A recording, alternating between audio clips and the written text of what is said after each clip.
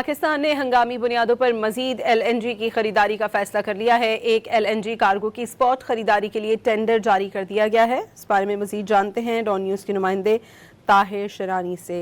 Tahir, update کیجیے گا، بولیاں کب تک طلب کی گئی ہیں؟ جی دیکھیں، بولیاں کل تک کی گئی ہیں اور کل ہی کھولی جائیں گی۔ خطے کی کشیدہ صورتحال کے تناظر میں قطر سے LNG کی فراہمی متاثر ہونے کے باعث پاکستان کو LNG کی اسپاٹ خریداری پر انحصار کرنا پڑ رہا ہے، اور پاکستان نے جو بجلی کی ضروریات ہیں خاص طور پر اور جو توانائی کی ضروریات ہیں اس کو پوری کرنے کے لیے LNG کی اسپاٹ خریداری کا فیصلہ کیا ہے۔ اور ایک نئی پیش رفت میں پاکستان LNG لمیٹڈ نے اسپاٹ خریداری کے لیے ایک LNG کارگو کے لیے ٹینڈر جاری کیا ہے۔ بولیاں 15 سے 16 جولائی تک کی سپلائی کے لیے طلب کی گئی ہیں۔ اس سے قبل 10 سے 11 جولائی تک کی سپلائی کے لیے کارگو خریدا گیا اور جو $17.63 فی MMBtu کے ریٹ پر خریدا گیا۔ کل جو بولیاں کھولی جائیں گے اور اس کے بعد مزید جو LNG کارگو کی خریداری کا جو فیصلہ ہے وہ کیا جائے گا۔ جی بہت شکریہ طاہر شرانی۔